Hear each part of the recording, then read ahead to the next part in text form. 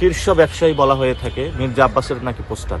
এই পোস্টার যদি থাকে, এই পোস্টার কিন্তু নামানোর কথা। ইলেকশন কমিশন তো সাদি ভাইকে বললো যে একটা বিচ্ছিন্ন ঘটনা, এরপরে ইলেকশন কমিশনকে আর খুঁজে পাওয়া যাচ্ছে না। তো আমরা হয়তো ভাই আজাদের যাত্রা ইলেকশন কমিশন কই খোঁজার জন্য হয়তো বা ইলেকশন কমিশনের দিকে যেতে হবে। আগে গোলাম ছিলাম হলো দিল্লি, নতুন হলো আরেক দলের হলো গোলাম হব, সেটা আমরা চাই না। বিএনপির সাথে গিয়েছে যারা, সবার প্রত্যেকটার হলো দল মার্কা সব বিলীন হয়ে গিয়েছে। তো কেউ যদি গোলাম হয়, সে গোলামের অবস্থায় হলো মৃত্যুবরণ করবে, আর কেউ যদি আজাদের পক্ষে লড়াই করে সে আজাদ অবস্থায় মৃত্যুবরণ করবে।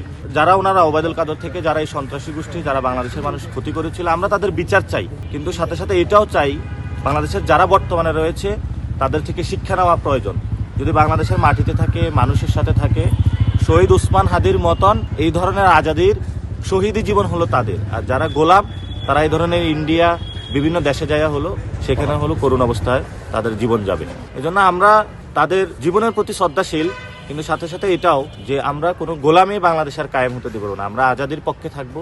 জাতীয় পার্টি অংশগ্রহণ করতেছে, এটা আমাদের সবচেয়ে একটা লজ্জার জন্য বিষয়। এই সরকার জাতীয় পার্টিকে কিভাবে বিচারের আওতায় নিয়ে আসতে পারবে, এই দাবিটা আমরা জানিয়ে রাখলাম। এই যে ঢাকার শীর্ষ ব্যবসায়ী বলা হয়ে থাকে মির্জা আব্বাসের নাকি পোস্টার, এই পোস্টার যদি থাকে, এই পোস্টার কিন্তু নামানোর কথা।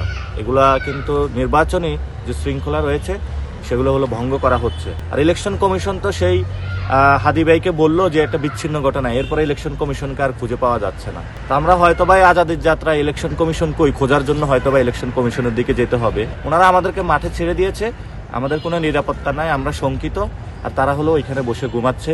আপনারা যাবেন, ইলেকশন কমিশনের চারপাশে ক্যান্টনমেন্টের মতন ব্যারিকেড দেওয়া হয়েছে, অর্থাৎ সেখানে তারা সিকিউর থাকতেছে আর জনগণকে হলো নিরাপত্তাহীন অবস্থায় ছেড়ে দিয়েছে। আমরা বলবো সকল প্রার্থীদেরকে নিরাপত্তা দিতে হবে এবং সকল প্রার্থী যাতে আইন শৃঙ্খলার মধ্যে থাকে সেই ব্যবস্থা হলো করতে হবে। তো আমরা এই 21 তারিখ পর্যন্ত তো ভোট চাইতে পারবো না। আমরা এই সময়টা যাতে 21 তারিখে গিয়ে ভোট চাইতে পারি, এর আগে যাতে বেঁচে থাকতে পারি সন্ত্রাস চাঁদাবাজি তাদের বিরুদ্ধে আমরা দাঁড়াচ্ছি, যাতে একটা এখানে নিরাপদ নগরী ঢাকা আমরা কায়েম করতে পারি।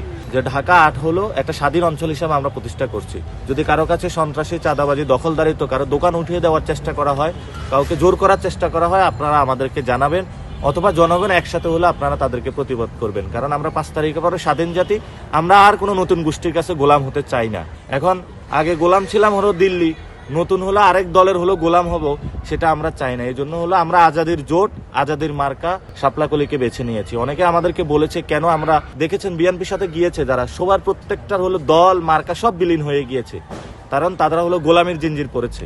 আর এখানে আমাদের জোটে যারা রয়েছে সবাই আজাদ আছে, প্রত্যেকের মার্কা ঠিক আছে, দলের নাম ঠিক আছে, সবার স্বকীয় সত্তা আছে।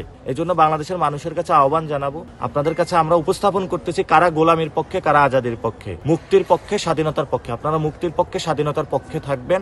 দুর্নীতি চাঁদাবাজ যারা রয়েছে, সন্ত্রাসী কর্মকাণ্ড গত 15 বছর এবং 1 দশক ধরে করেছিল, তাদেরকে এই ইলেকশনে আপনারা না ভোট দিবেন এবং এই ইলেকশনে তাদেরকে আপনারা ভয়কট করবেন এবং সংস্কারের জন্য হ্যাঁ ভোটের পক্ষে কাজ করবেন। সবাইকে আহ্বান রইল।